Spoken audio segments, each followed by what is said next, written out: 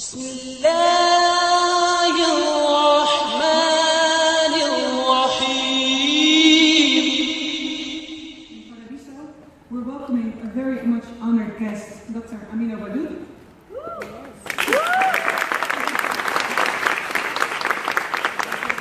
Dr. Wadud is known for extensive research on gender and on Islam. So when Paradiso asked me to organize an evening around feminism and Islam, I immediately thought of her.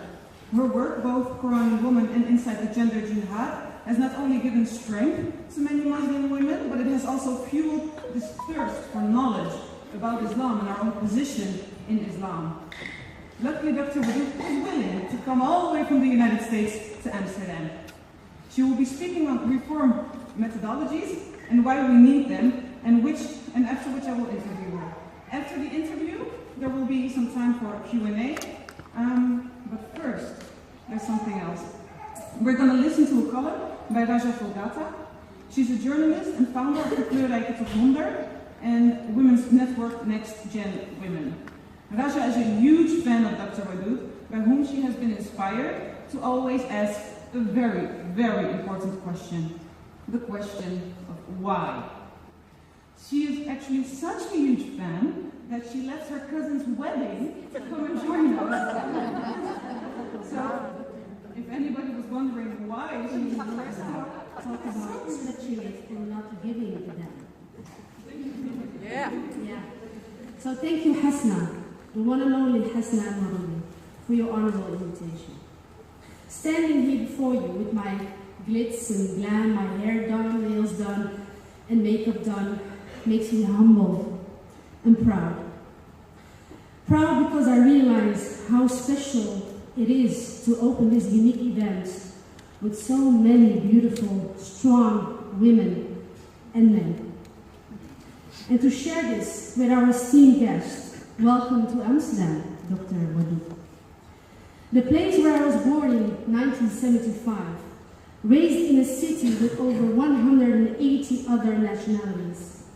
The city where hipsters and lipsters can be neighbors and not know anything about each other. The city where they assassinated Theo van Gogh, but happens to be one of the most tolerant cities in the Netherlands. The truth sounds like a contradiction, I know, but bear with me. What a fake news tonight. So let me take you back to 2005. I was working for the Dutch Muslim Network at that time.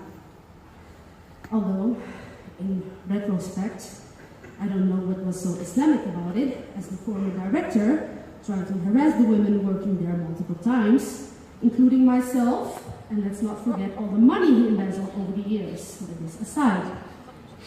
It was there when I first came in contact with your book, Quran and Women. Doctor Who? I had never heard of you or your work, and I was really searching for my own identity at that time. Although I grew up in a Moroccan culture with fairly traditional patriarchal behavior, which I always oppose, my country of birth was slowly starting to become a restless and fear-driven society, and also politically. Islam became a target, and the position of Muslims in this country, all of a sudden, was one of uncertainty. And people were starting to question your loyalty due to what they were fed by media and populist politicians. I was the oldest of four, daughter of Najia and Brahim, the intellectual and the illiterate. It wasn't easy growing up as a know-it-all, mouthy, stubborn Moroccan that wanted to become a journalist. I started reading the books my mom had laying around and went through Noah Sardawi and Fatima Mernissi like that. I was young and wanted to change the world for myself and for women. Here comes trouble. My dad had trouble of letting me go and explore for an internship, for example, in Rotterdam, just 1 hour away. Or when I had a chance for an internship overseas at the Middle East Broadcasting Center in London at the age of 20.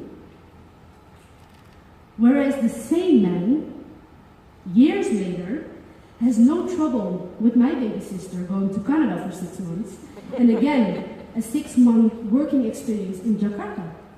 So you can see the progress in tolerance my stubbornness has made with my father. I learned to push through, not to take no for an answer, and question everything. Why? I kept asking why, and it drove people around me crazy. Asking questions was not always appreciated or accepted, but never took anything for granted. I was the rebel with a cause in our household who developed her own Islamic identity that grew conscious of the burden of women by my late great-grandmother. She always said to me, yet strive the same things, where we occasionally meet and exchange ideas.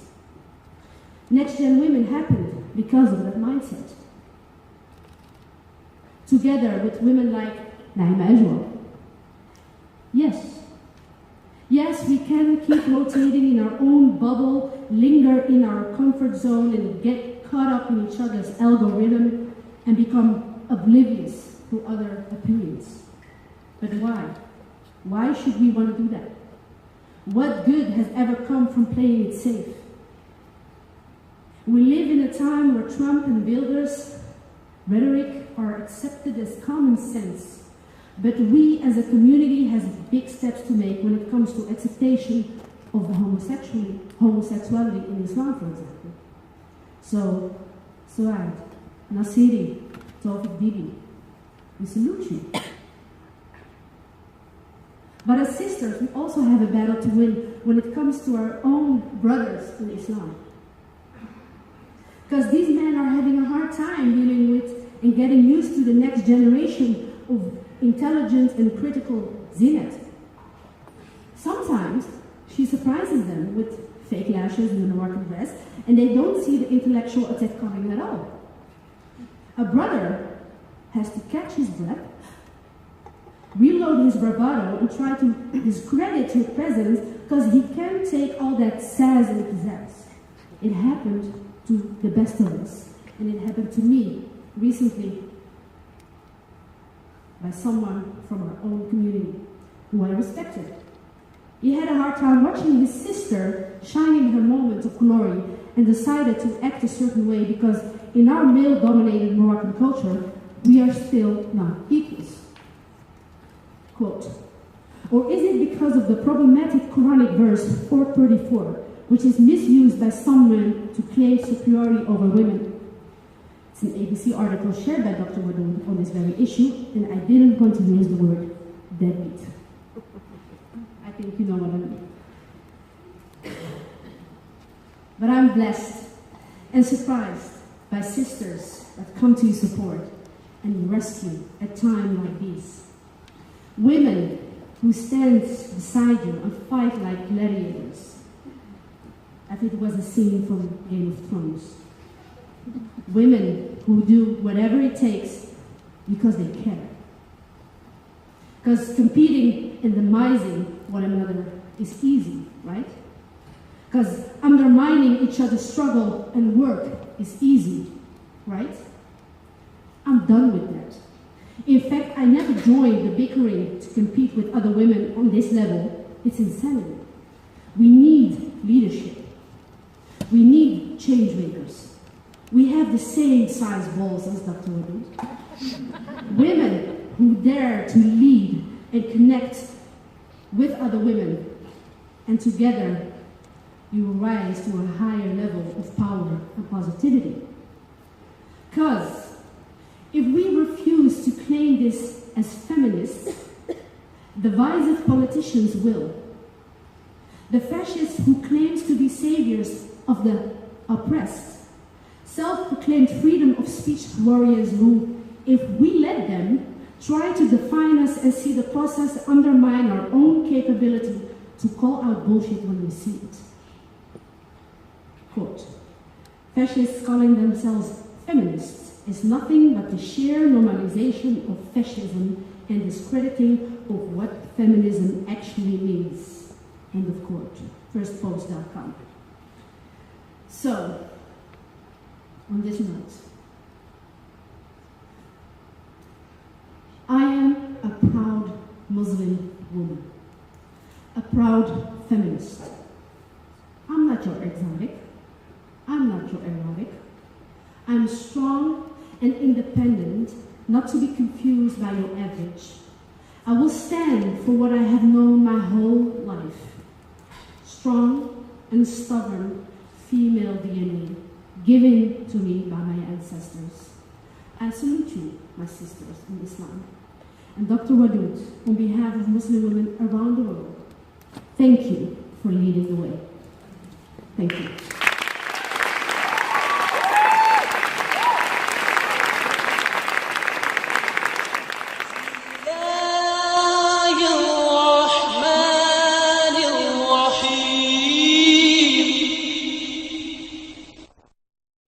Introduction.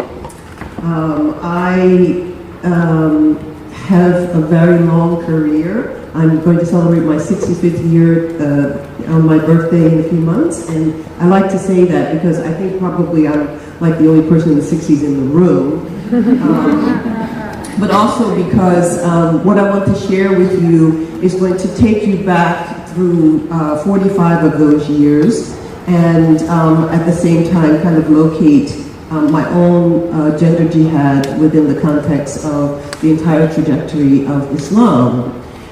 In my journey, I have traveled to more than 60 countries. I've lived in 6, and I have, been in the same venue and shared the stage, or had dinner with royalty and prime ministers and presidents. But when I got the invitation from Paradiso, it said among the people who had been here was Snoop Dogg. I thought, all right, I made it now. So I feel like, I'm not going to entertain you at the same level as Snoop Dogg, but I promise you in the little bit of time that I do have to try to go through those 45 years, the reason why I'm not going to go from a prepared paper is because I wanted to be able to be a little bit more interactive. And actually I repeat most of what I'm going to say to you in different venue, so it's not as if I don't know it. It's just sometimes I have like an hour and a half worth of stuff and I'm trying to squeeze it into 20 minutes. So it's better for me to sort of talk off the cuff. So the topic is about Reform Islam, and in particular I'm talking about the women's movement.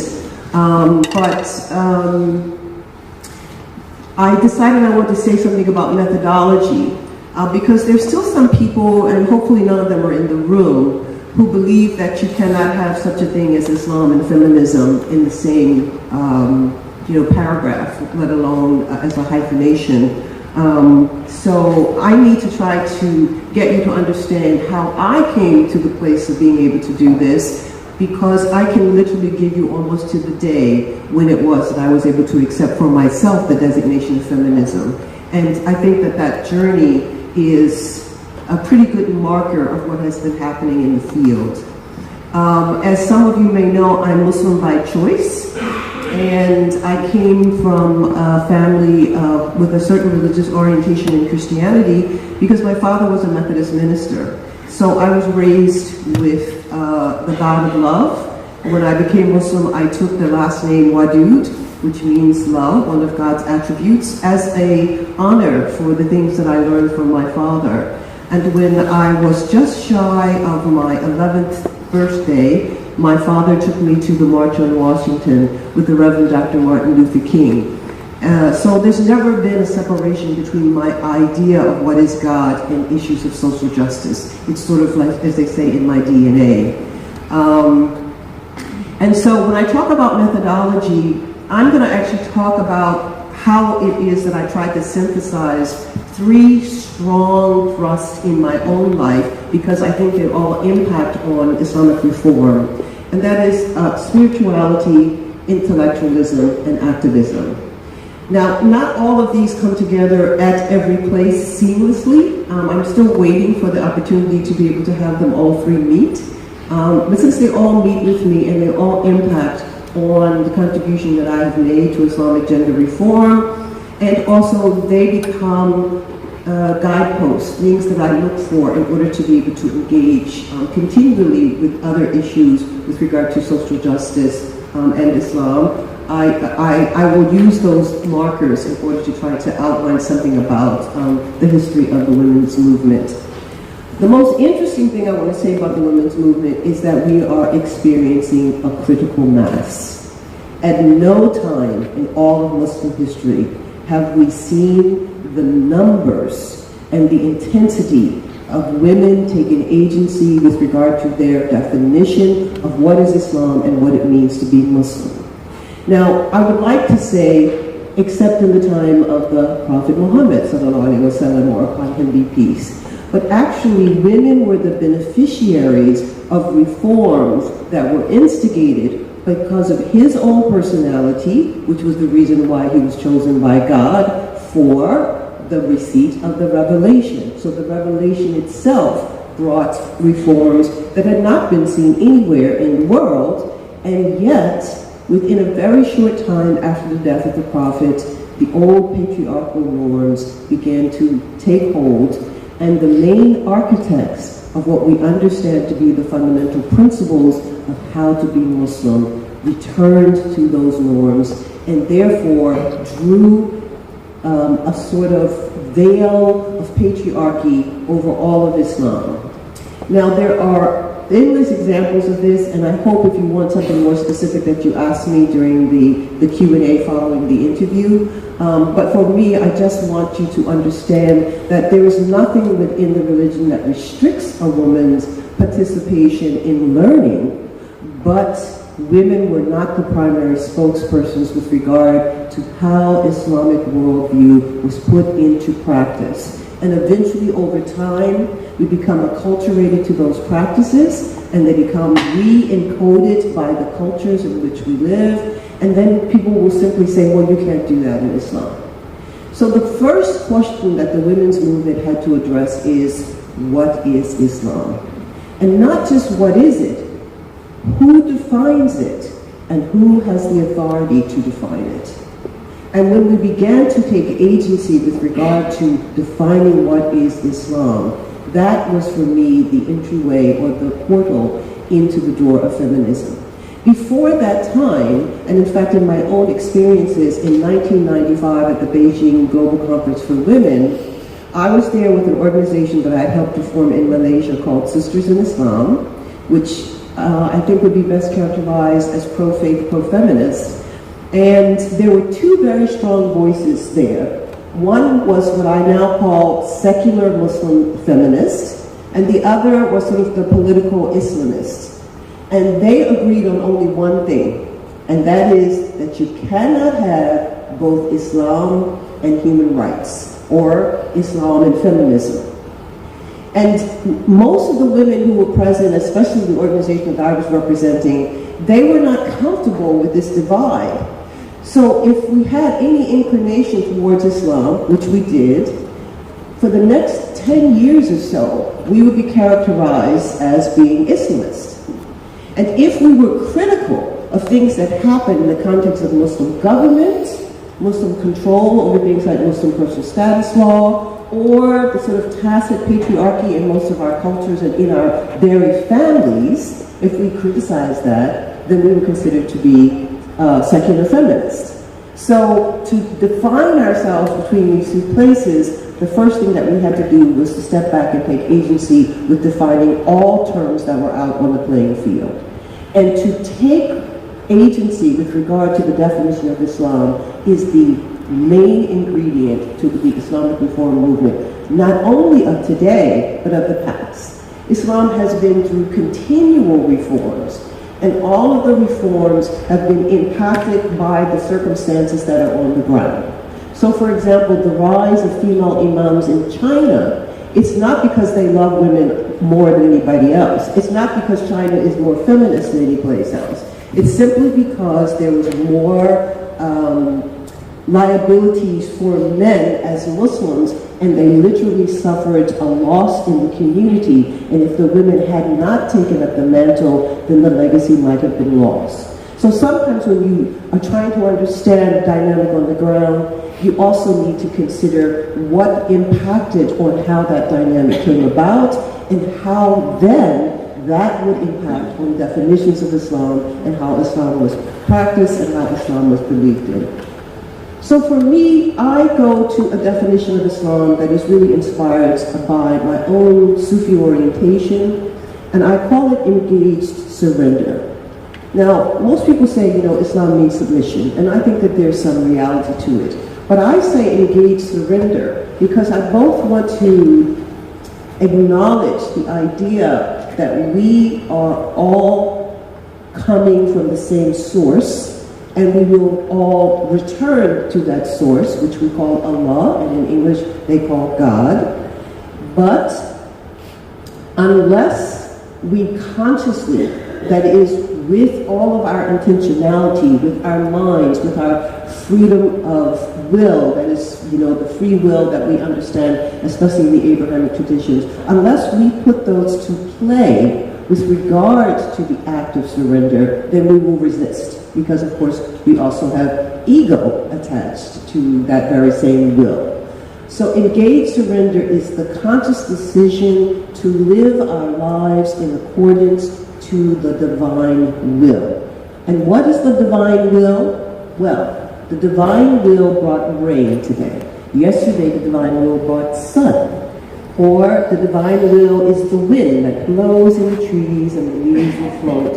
Or the divine will is the birth of a new child, or the struggle of a person that has a limitation in the use of their legs, or what we call a disability, and therefore cannot make it up the stairs in buildings that do not accommodate them.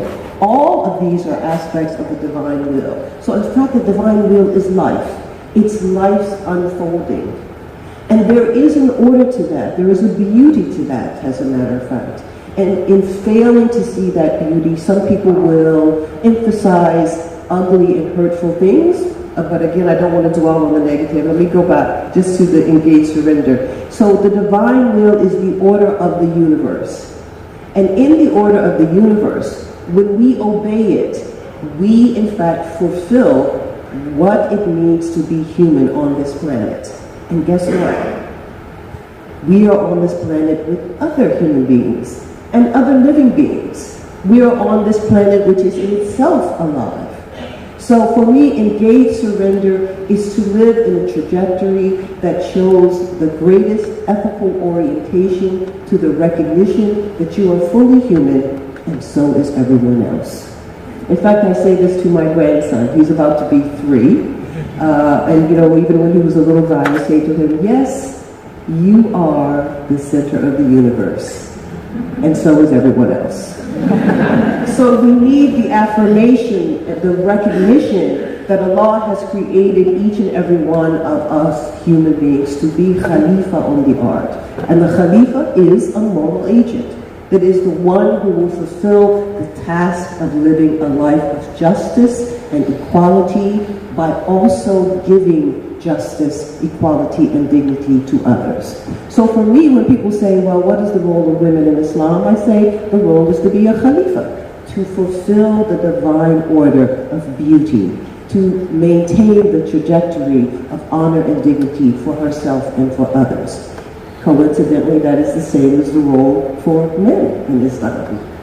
Now, that does not mean that as this long, laborious, intellectual tradition of Islamic thought, and I don't want you to get sidetracked.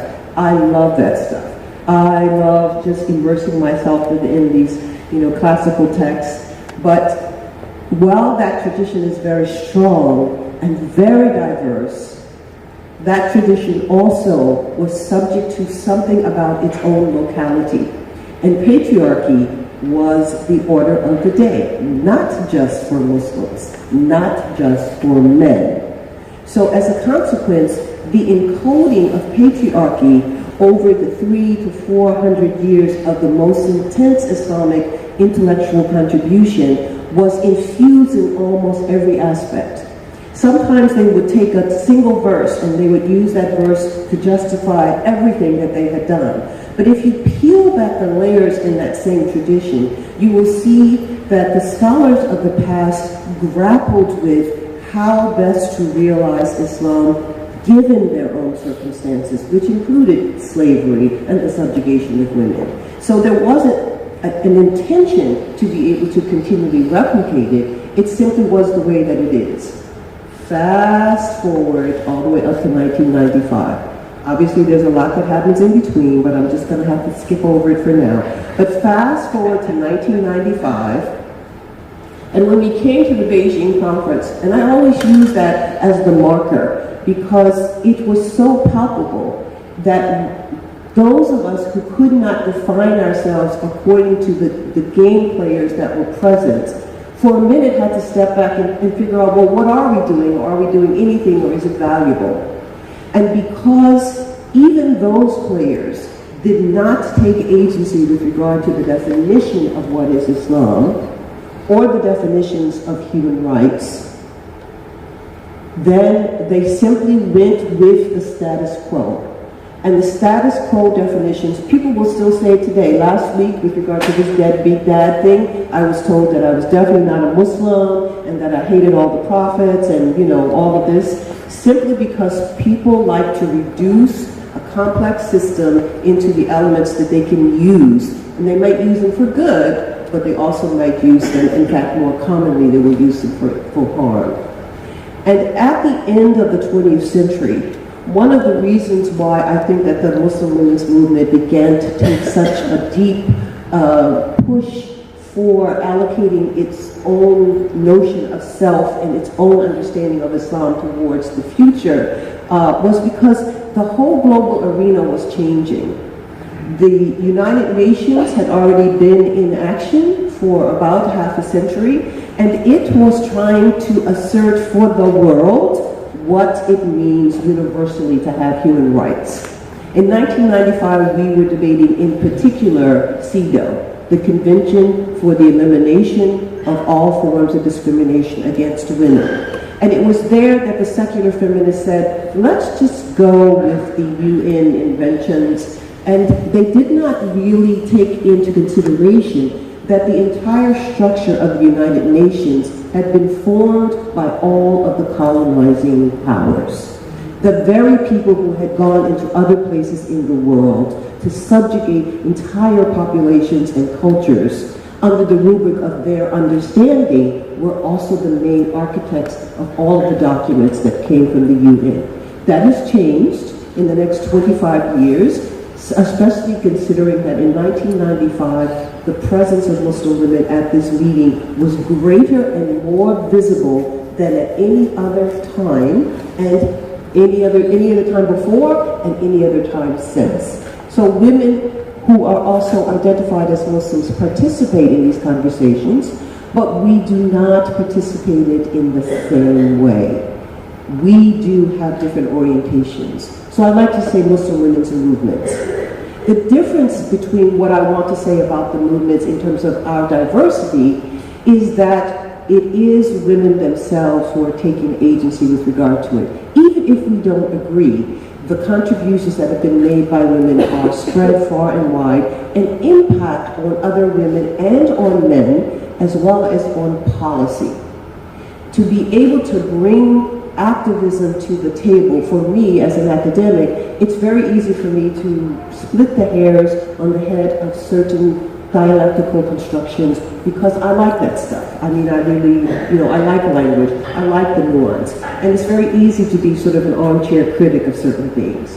But when I came to Malaysia, which was in 1989, among the first people that I met, literally within the first month that I was there, was a group of women who were grappling with the disjuncture that they felt between their own identity as Muslims, in fact their love of their identity as Muslims, and what was being perpetuated in the name of Islam within their cultures. And they decided they wanted to do something about it. Now, how to go from that decision to actually now a long-standing organization that's more than 25 years old was, I think, a part of the formula of what happens in terms of reformist movements on the ground everywhere. And that is that we had to recognize that we are up against an international community that has not yet grappled with its power privilege in terms of the assertions of certain things under the rubric of international, but because they are intentionally trying to bring in all the nations as signatories of these documents, what they will do instead is they will defer to the definitions of culture and of religion that come from those same governments. So the main spokespersons with regard to what is Islam at the level of the international debates are still patriarchal men. We've been working with the UN over the last decade, and finally we're getting some inroads in terms of being able to listen. But when a country, and most Muslim countries have actually been signatories on something like CEDAW, the Convention for the Elimination of All Forms of Discrimination Against Women, they've signed it, and then they've held reservations. Well, we can't do that, that's against Islam. And what we have said is, how are they defining Islam?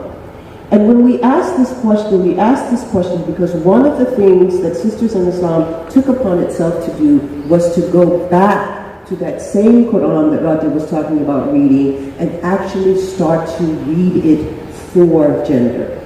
To actually invoke gender as a category of thought.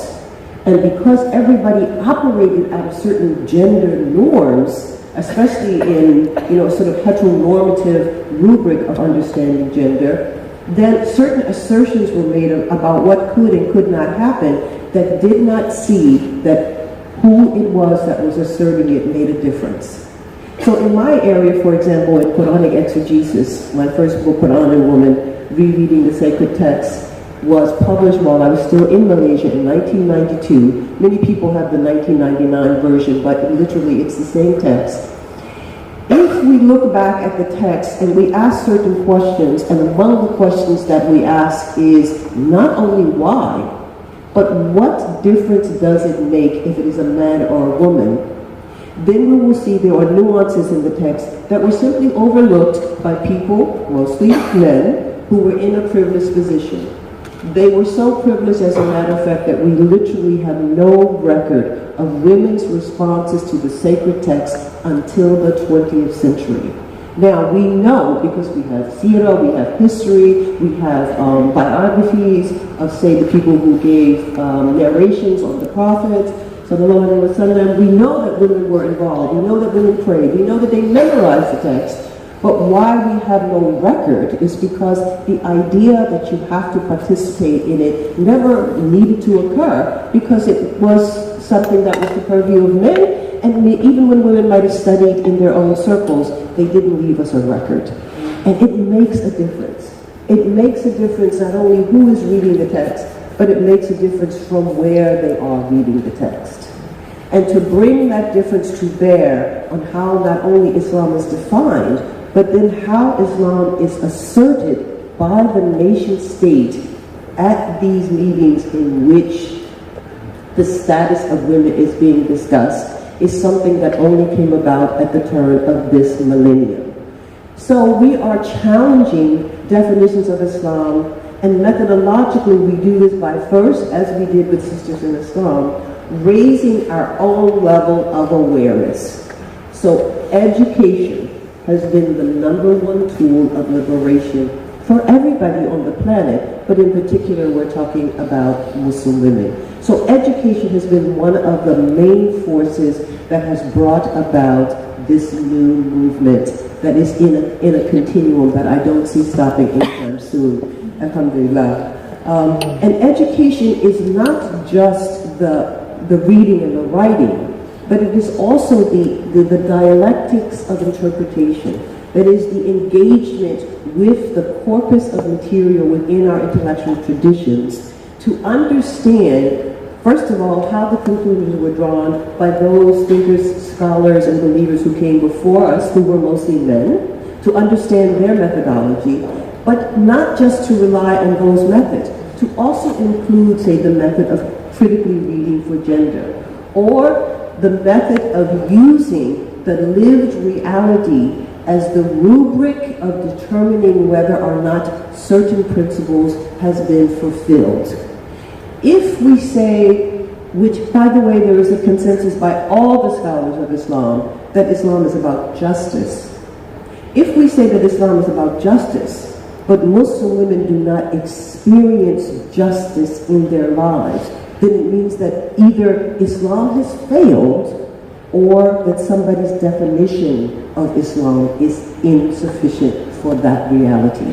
So we have challenged the way in which things are played out on the field by taking agency with regard to defining Islam for ourselves, but also to assert the logic behind how we come to those definitions, and then to engage in conversations with others. And the others are not just the men in our communities, but also the power brokers in our nation states and in the international discourses over what human rights means. So the idea of human rights has to include a woman's right to make choices with regard to her own body, even if that choice is that she decides she wants to cover her entire face and walk down the street of Copenhagen or Paris or Amsterdam. Because she can't make that assertion, it is also a part of the women's movement. So the women's movement is not simply servicing some people in the community, but our community is so diverse.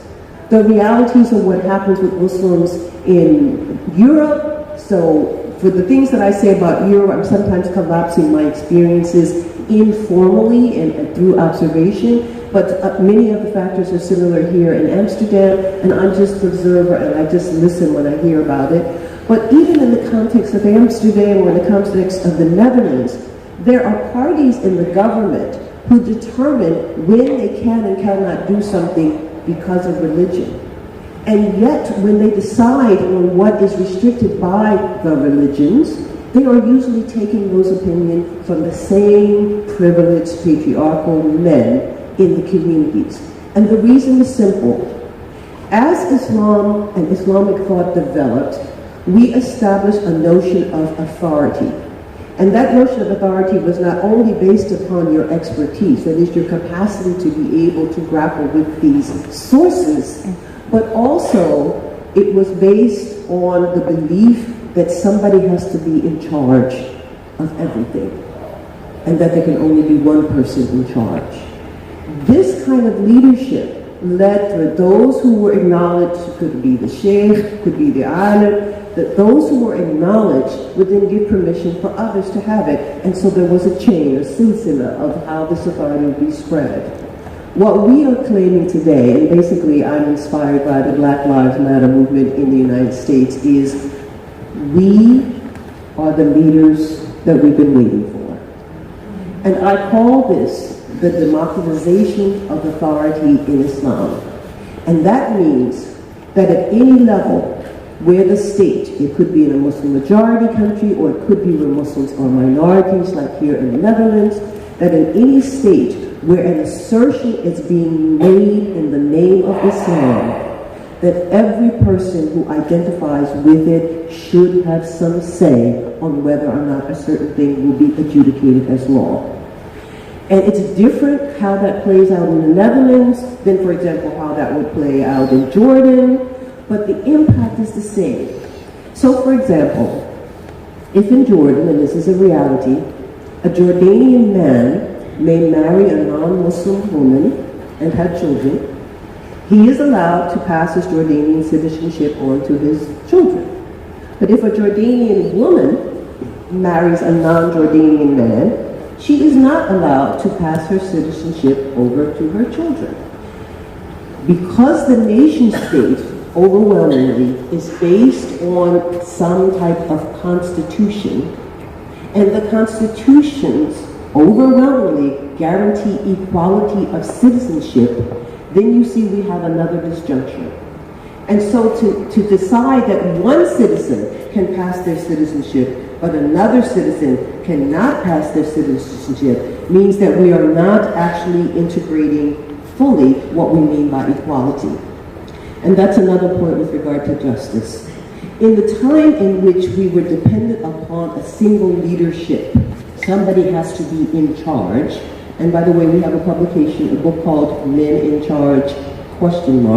Because somebody has to be in charge in the basic understanding of order and society that comes from Islamic sources, the idea of justice was actually how those with power and privilege treat benevolently the weak and the oppressed. Now remember, when the Quran came, slavery was legal. It was possible to be able to actually punish people with physical harm. In fact, that's encoded in the Quran itself. And women were undeniably considered to be subjects of men.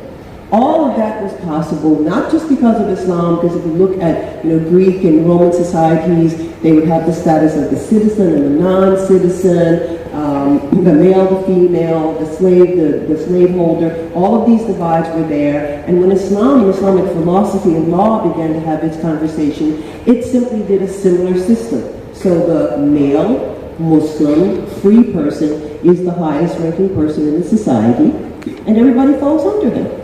So justice was the extent to which he would give benevolence to his wife, or to his slave, or to his non-Muslim neighbor.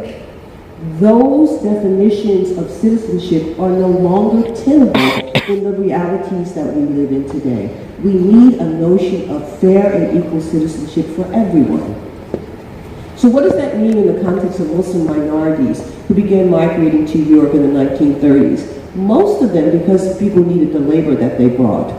It means that the definition of what it means to be European is no longer adequate to sustain its own citizens.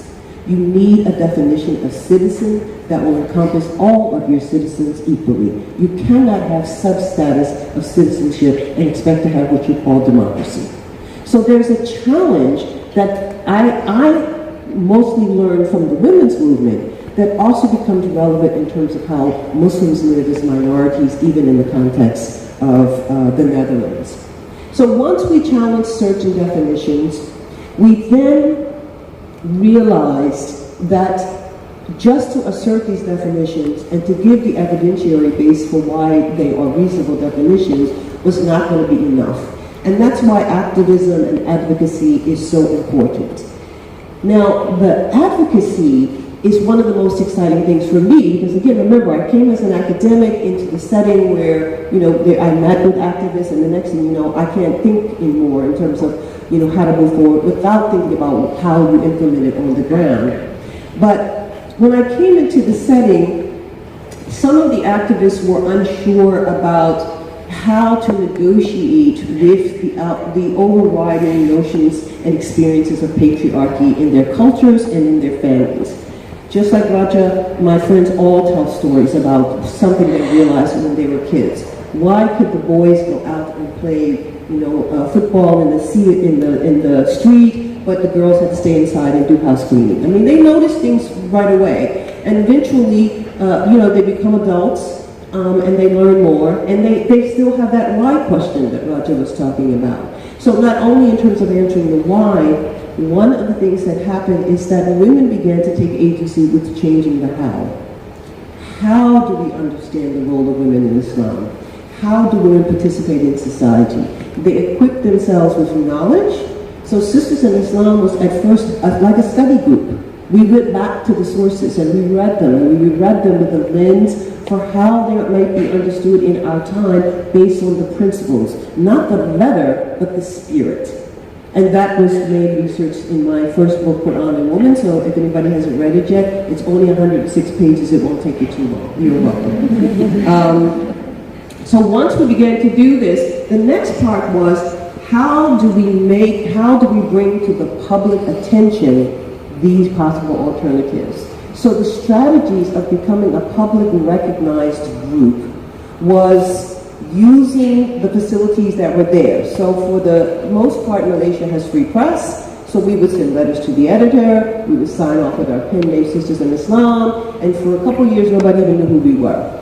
And then we began to connect ourselves with other women in other countries who were working on ideas about interpretation and obviously ideas about implementation. And in 2009, the Musawwara movement was launched. And when the Musawa movement was launched, I literally came wearing a t-shirt that said feminist. It was then that I came out as a feminist. And the reason was because not every Muslim who is feminist is also an Islamic feminist. So not every feminist is an Islamic feminist. An Islamic feminist invokes the methodologies that I have talked about. That is, we use the sources themselves, but we do not maintain the patriarchal interpretations of those sources. We give reasoning not only for the interpretations that we have, but also why the interpretations as they are standing are not tenable for the safety and well-being of all the members of our community, especially women and children, that is, in the family. So by taking the agency, we then said we also need to challenge policies. And once we began to challenge policies on the ground in any one particular nation state, which by the way, Musawa is a movement. It's not an organization, although you can visit their website at www.musawa.org, and you will see there that we have brought together more than 30 countries where women and men have been working on the ground to reform Muslim personal status law along the lines of equality and reciprocity. Now, the equality and reciprocity is sort of where I think I would like to stop, but I'm looking at my time and I had promised myself that I wanted to make a few very pragmatic recommendations about what to do about this kind of thing in the context of the Netherlands. And the reason why I wanted to do that is because I have met with some people, before I came, and in fact we talked about some of these things, and I just thought it would be a good thing for me to share, because the places in the north where Muslims are a minority are riddled with a certain level of tacit bigotry that allows not only the citizens but also the governments to continually reinstill these very narrow definitions of Islam, which really isn't benefiting anybody, not even the patriarchal men who claim that they're benefiting from it. Because not only are we the leaders that we are looking for, we are now at a very precious precipice with regard to the salvation of the planet Earth. I'm going to ignore the guy in the White House with regard to climate change because clearly he doesn't know. But the reality is the world is changing at such a rapid pace that unless and until we all come to take responsibility for how we treat each other and the planet, none of us going to survive. I believe that literally. So I think that it is time for us to come to terms with how do we negotiate with diversity within our own citizenry. And that means, first of all, that we do have to listen to other people. We do have to respect their stories. And we do have to allow for people to struggle with the manifestations of their own realities, whatever context they are in, which is what I learned from Musawa. Musawa does not go into a country and say, this is what you should do. Instead, Musawa goes in and we make consultation about what is happening on the ground, and we equip them again with this sort of Islamic interpretive methodology, and then we go back again to their circumstance and we allow things to play back and forth between the interpretation and their lived reality. So in the context of the lived reality of Muslim minorities, right now, I think I read statistics yesterday, 80% of the refugees in the world are Muslim.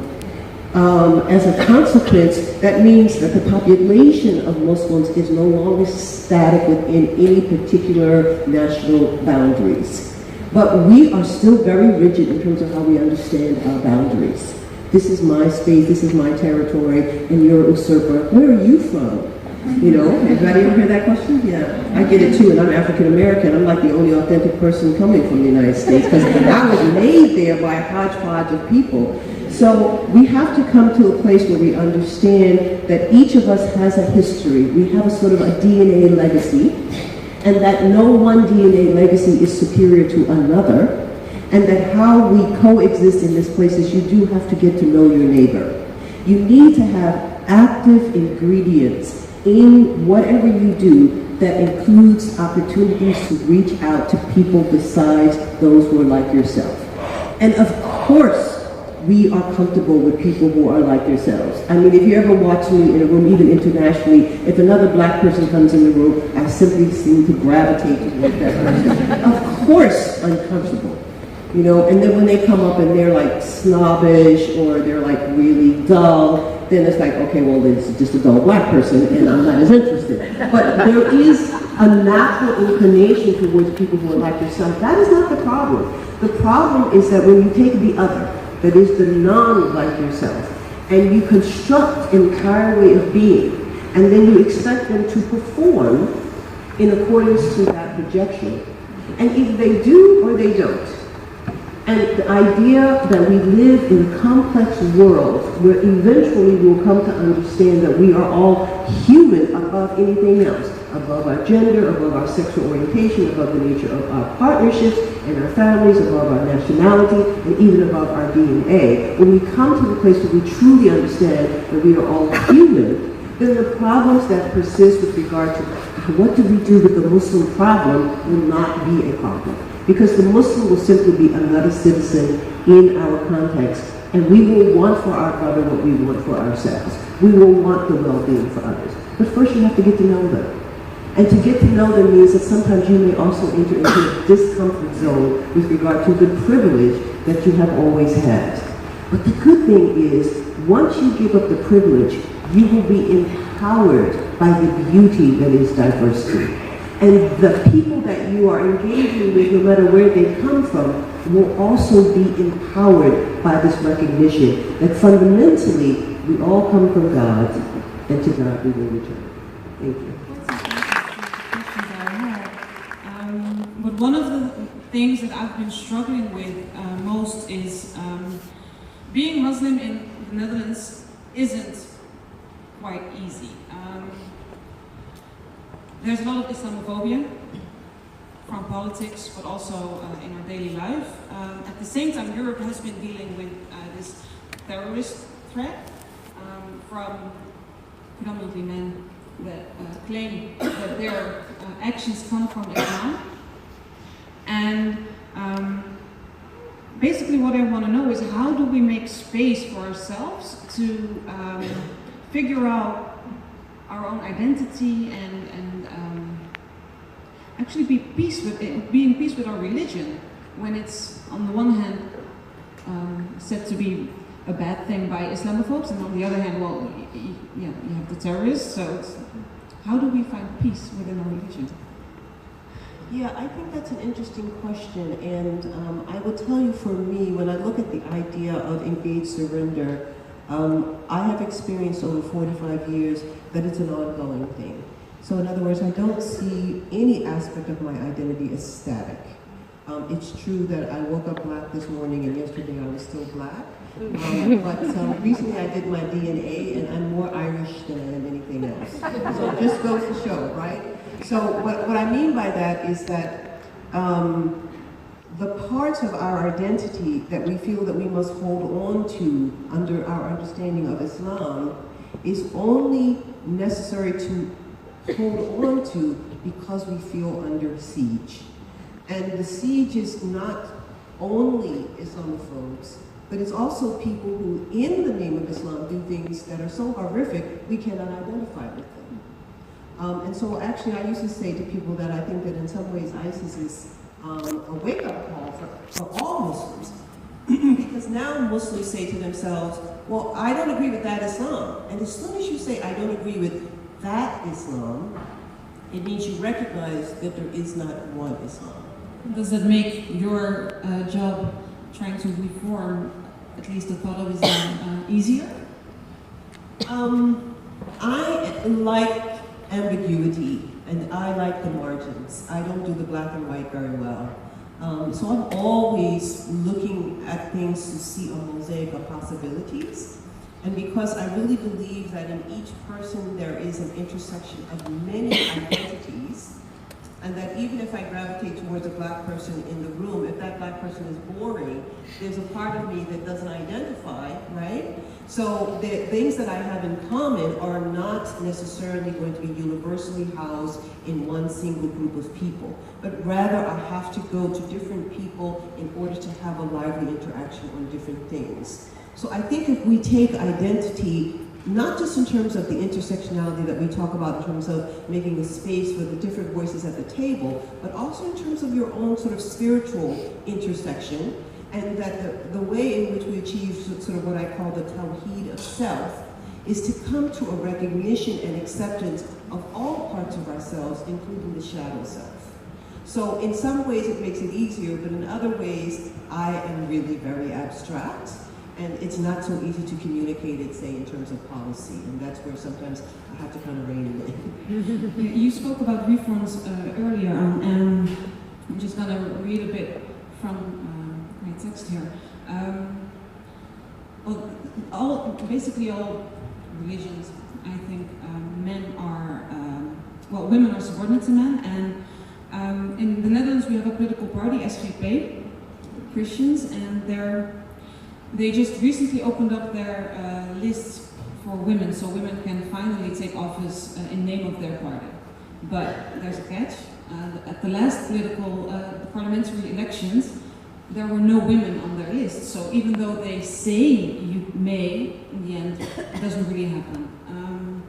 The King of Saudi Arabia recently said that in the future, women will finally well, at this moment they have to have a guide when they want to go travel the world, or when they want to just go outside, they need some male supervision. In the future he said that will be banned. Women will finally be free to go as they please. In Morocco we have the family law that has been reformed a bit, but women still inherit less than men. And even though there's all this progress going on, I have this question of, is this really progress, or are they just giving me a cookie so I shut up and just let it be? Well, I believe that reform happens not only because the ones who have felt the most disenfranchised in the way the system is structured resist that system, but also those who are in positions of privilege within those systems start to recognize that it is to the betterment of everyone when they also resist those systems. So the top-down people and the bottom-up people are resisting together, and that's when there is, I think, the possibility of change. But I think that sometimes we have the expectation that change will come immediately. And I remember when I used to say, I'm not going to see certain things in my lifetime. And then when Musawa was launched, it was just such a revolution, because even though we've now been out there for 8 years and there's a lot of pushback, I began to have another window into how change could happen. So I think that, sometimes change is so subtle and so incremental that it takes a while. But at the same time, I think that Raja talked about, her great-grandmother and the legacy that she has, and for example, you with your daughter, you will see some things manifest in your daughter because you were conscious, and the way that you raised her will make certain things just not even a question for her, right? She's never going to question about whether or not women can be professional, right? It's just going to be taken for granted, right? Or women can be educated. So that we really have to sort of appreciate that change can be subtle and ongoing, and then what we have to do is we have to get there with a big fan and kind of like blow it a little bit faster, So, and not to have the impatience. In fact, there's a book called The Feminist Ethic of Risk. And she said, there's some problems that we are facing that we will not see a resolution to in our lifetimes. And the old patriarchal model of ethics was one where you get to go in and blow people up until they do exactly what you want, and then when they start doing what you want, what a good boy am I. But that method is not viable. So we need to become a part of the change that we want to see, whether or not we see it every day or not. So be what you want to see in the world. And then, yes, there will be backlash, but the thing is that you set the example. And by making an example, then at least people have a model to draw from. And then there will be a proliferation of other examples. And what is it you want to see in the world? I want to see peace. Yeah. It's not so easy, but because my next generation, my grandchildren are all also hybrids, and they represent many religions and many races, I decided that when I went to Jerusalem last month that I would go to the sacred places of Judaism, Christianity, and Islam, the three religions that my extended family, my children also represent, and that I would make a prayer that before my children got to be the age that I am, my grandchildren, that they would be able to come to that place and that there would be peace. And believe me, peace is not easy. Peace is really very difficult because there is no peace without honor and dignity. So, there's no peace without justice. So what we need, I think, is a comprehensive change in the way in which we value ourselves, and from that value, the way we value other people. Then we can help. But if dignity and justice are at the core of Islam, and not only Islam, also Judaism and Christianity, then how come it's so difficult if it's at the core of all these religions? I think because power and privilege is very attractive.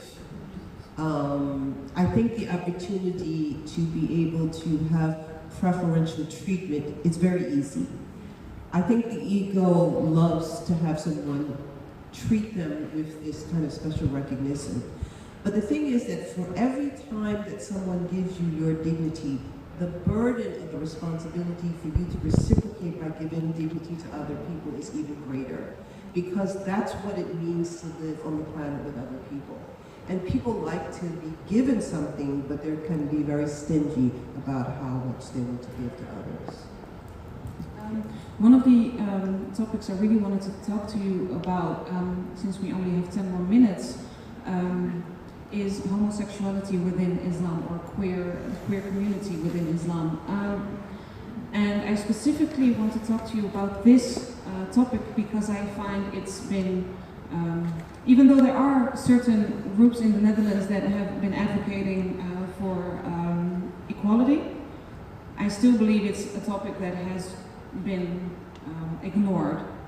I have queer people in my life, but I don't have queer people in my family, so I've never had to think about how I, as a sister or a daughter, would handle it. And I'm really wondering, because I actually don't know what Islam teaches us about queer sexuality or homosexuality. Because I'm currently working on research on that very topic, that is, what do the classical sources say about sexual diversity, which for me, I continually link it to human dignity. One of the things that I have noticed is that the discussions would allow for the, what we would call the sort of gender non-conforming persons, and yet at the same time, there were still certain sort of basic heterosexual presumptions. And like everywhere, the encoding of those heterosexual presumptions also became encoded in how we read certain texts or how we apply those texts to laws and how we implement them in culture. So while there are discussions within, the Sacred Quran about the story of Lut, what I find is that everything that is attached to that story doesn't exist in the story as much as it does the homophobia of the ones who are reading it. So what I tell people is no matter how you interpret those verses, you cannot blame your homophobia on the Quran. And so separating out what the text actually says, as little as it says, and with as many questions surrounding the stories, and the homophobia that got attached to it over the course of 14 centuries, and then in our own century, is a tremendous unpacking job. And so we need to unpack sort of what is the formulas of homophobia. And the formulas are very similar to what I think Muslims as minorities experience in the context of the Netherlands. And that is that people don't get to know people whose sexual locations is different from their own. They simply want to continue to assert in terms of what they are comfortable with. That is, if you're like me, then that's okay. And that's a similar kind of formula. I think all forms of oppression are manifestations of people's failure to see that before God, before Allah, we were all created, we were all the same. Because once we attach ourselves to certain specific aspects or personalities and we become comfortable with them, then we think that we have the right to be able to assert our preferences over everyone else. And so I think the same formula happens with regard to sexual diversity, which, at least now that I'm actively engaged in the research, is such an amazing plethora of things. It's not just gay men, lesbian women, and transgender. There's such an amazing array. And in fact, because part of my work as a theologian is to work on how we think about God, I've been working on what I call the queering of God. Because if God transcends gender, then actually God is transgender. And one of the best ways to be able to understand that is to move God out of the box of being male, and to understand that God doesn't have a single gender location could best be explained by people who have non-gender conforming locations. So I'm really trying to work in a sort of a view that allows us to see that if we're truly trying to understand this transcendent reality, then we actually need to galvanize understandings from everyone's location. And once we begin to do that, then we have returned to the place that I would like for us to be, and that is that we are all the people. We are all subject to some forms of discrimination, and we all participate in some forms of discrimination, and what the world will be like when we actually achieve the capacity to be able to embrace ourselves as fully us by embracing others as fully themselves. So for me, the inspiration of looking at sexual diversity in sacred texts is the inspiration to break out of some of the static conversations about sexuality, about sexual intercourse, and about sexual identity that has only recently become a part of the popular discourse among Muslims, including Muslim intellectuals. Wow.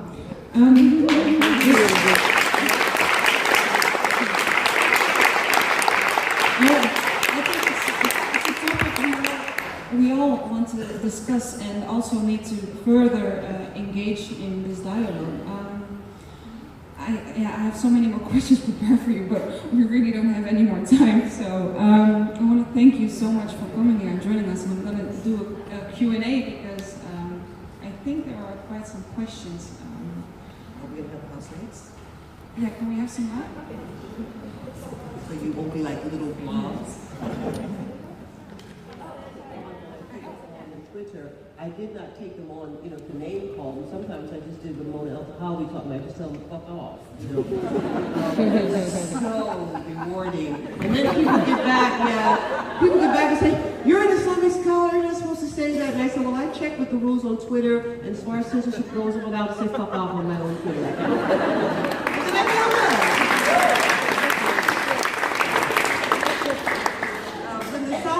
Affair came, and I used to, people love it when I do this stuff. When the Salman Rushdie affair came, and you go to places and you try to talk about, what's going on and everything. I said, yes, I believe in freedom of speech, but if you call me a black bitch, there will be consequences.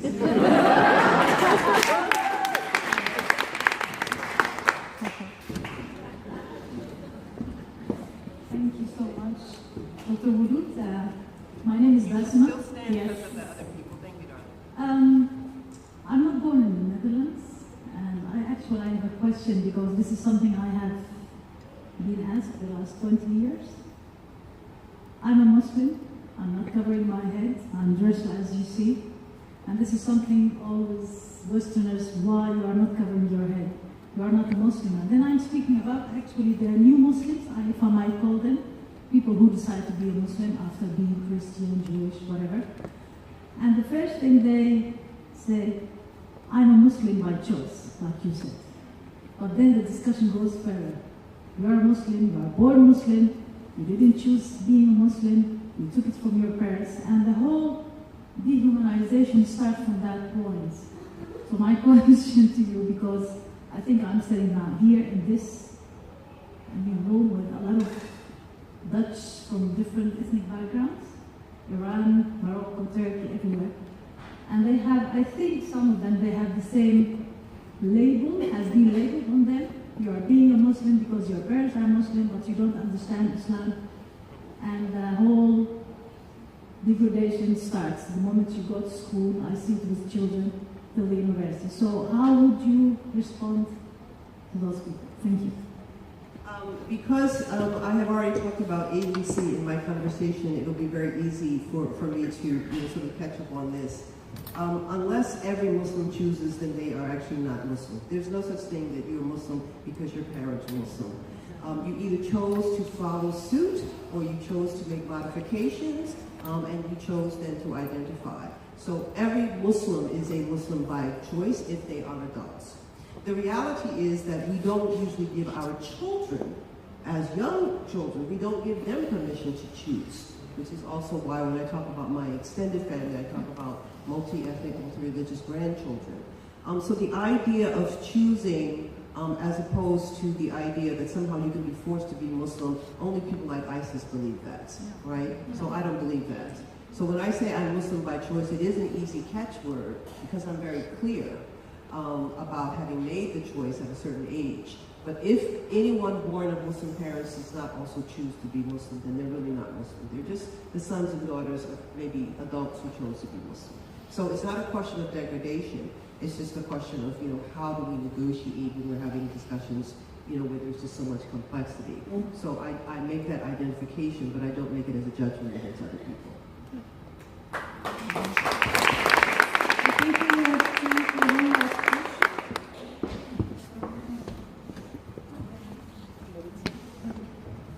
Assalamu alaikum. My name is Maria. What I wanted to know is, as a Muslim, we consider the Quran to be of all times. You speak of reform. Is it that you think that certain things haven't been interpreted the right way until now, or do you consider certain things to need change? Okay, I'm going to stand up. Is this going to be the final question? And unfortunately, since this is my entire PhD dissertation, I'm still going to try to make it short. But I do feel like I'm more of a stander when I'm talking. The thing about the Quran is that throughout the 14 plus centuries since the revelation came to the Prophet Muhammad, upon him be peace, Muslims have grappled with what it means. And even within the Quran, it says that none will know the meaning except Allah. So somewhere between the literal words of the Quran and the policies and cultures and practices that are put into implementation, and sometimes asserted by others as you must do this because it's in the Quran, somewhere between the literal words of the Quran and those policies, interpretations, and practices is what? The human being. And because the Quran is directed to the human being, it's a guidance for those who have a certain level of consciousness, to humans who have a certain level of consciousness. It means that we are always grappling not just with what the Quran means, but how we implement what we understand that meaning to be in our lives. We have always done this throughout Islamic history. We are still doing it today. The main difference that I want to assert is not a question of this one's right and that one's wrong, because I don't believe that, but rather, I said it very specifically, that gender was not interrogated as a category of thought. That is, what we think about the Quran, what we think about the Sunnah, what we think about fiqh or Islamic jurisprudence has mostly been filtered without considering, does it make a difference if you're a man or a woman, or male or female, or somewhere in between? So what I'm asserting is, from the very beginning of the first revelation, the companions would ask the Prophet, what does this mean?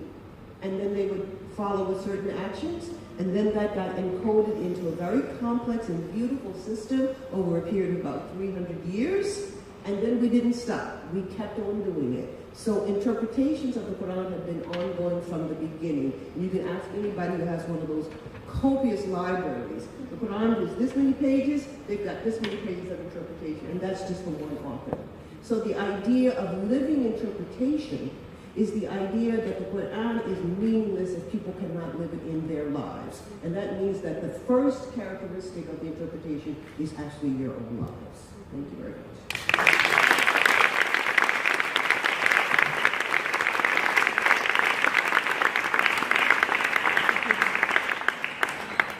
Again, thank you so much for coming to Amsterdam and joining us here today for the prayer first and now for this lecture and questions.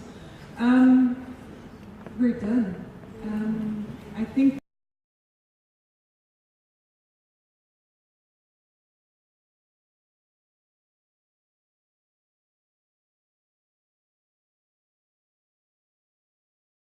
Bismillah.